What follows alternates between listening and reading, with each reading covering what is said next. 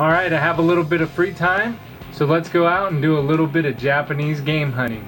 And make sure you watch to the end because I'll be doing a giveaway. Let's do it!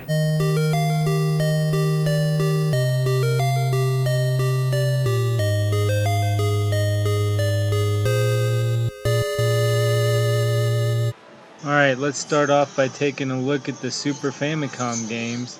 I really need to up my Super Nintendo and Super Famicom collection. I'm really big into Famicom, I collect a ton of those, but I really need to up my Super Famicom game. And here's Go-Go Ackman for the Super Famicom, and it is 1,280 yen, which is about $13 US. Go-Go Ackman was a Japanese manga series, and on the Super Famicom, they made 3 platforming games for the system, and it seems like it's a pretty cool platformer, so I'll be excited to jump more into it.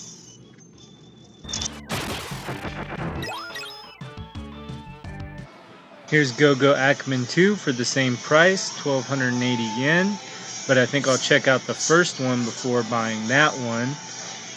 And here is Thunder Spirits, also for 1,280 yen.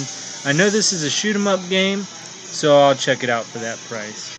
Thunder Spirits is a side-scrolling shoot 'em up game, and I'm not a huge fan of the side-scrolling shoot 'em up games. I'm more like the vertical scrolling shoot 'em up games, but for 1,280 yen, I'll give it a shot.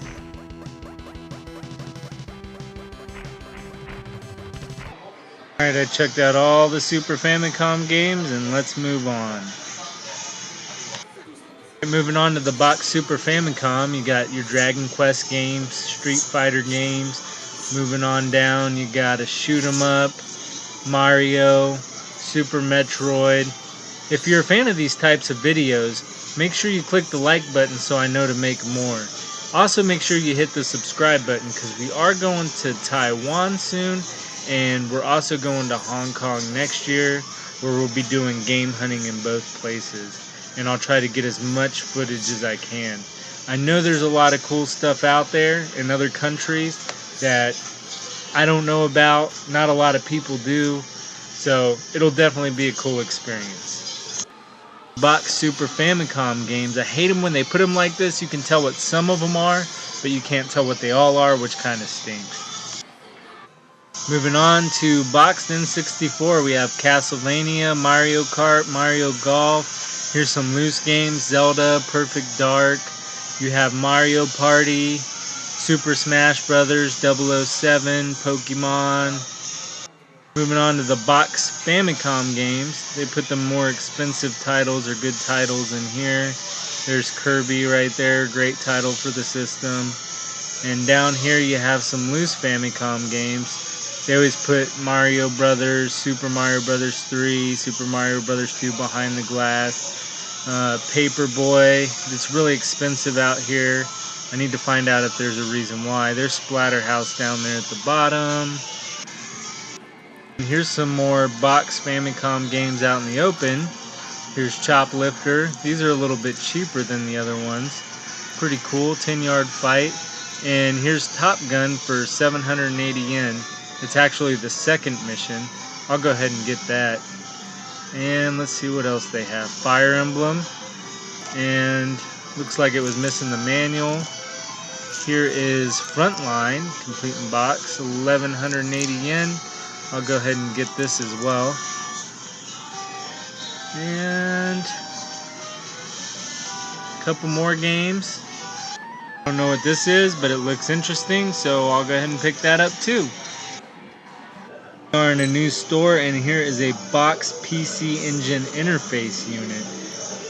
The box looks to be pretty rough condition, but the price is only 17,000 yen, which is, I don't know, 155, 160 bucks.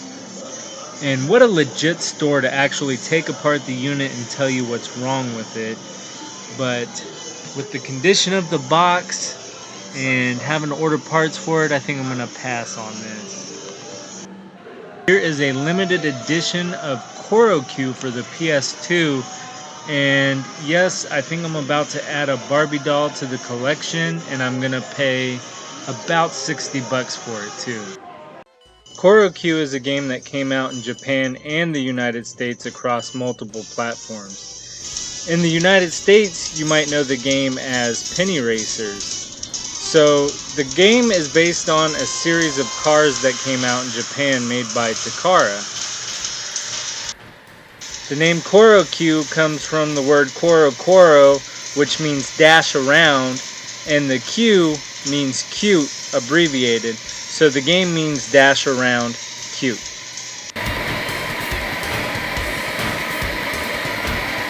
And for all you rare handheld lovers, here's a pretty cool Game Boy Light from Osamu World Shop. You've seen these N64 controllers before, but not these boxed ones. And I don't have these colors, and for that price, I am going to pick these up. There's a box Famicom Disk System for 40 to 45 bucks. I'm going to pick that up. That's a good deal. And some Famicom cases for about $2.50 each. And I just made my video on cases, so perfect timing, right? Here we are at the final store. Here's a box 3DO MSX system for less than 100 bucks, which is pretty good. And another case that I don't have yet. I don't have any kind of disk system case, so pretty cool. Alright, so let's take a look at the goodies. We got Thunder Spirits for Super Famicom, Go-Go Ackman. I picked up the red N64 box controller as well as the yellow one.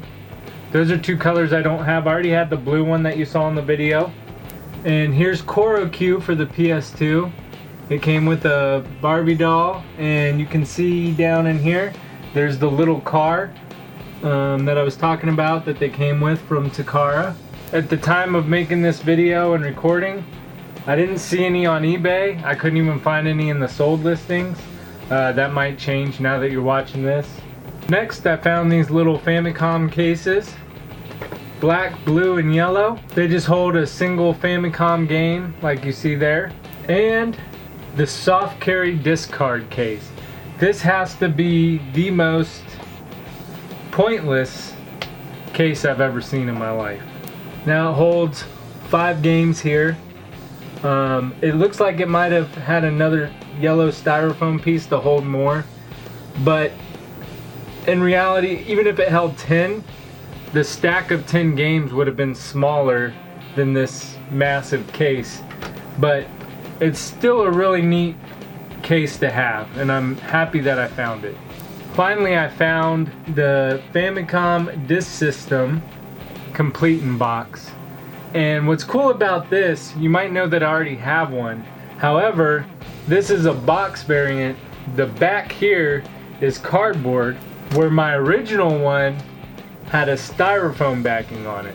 So I thought that was a pretty cool little difference. I didn't know there was a difference in boxes until I found that out in the wild. So the last thing I found that's not in the video is The Legend of Zelda Ocarina of Time. I thought that I had traded this game away, but I ended up not trading it away. But the one I found for 500 yen.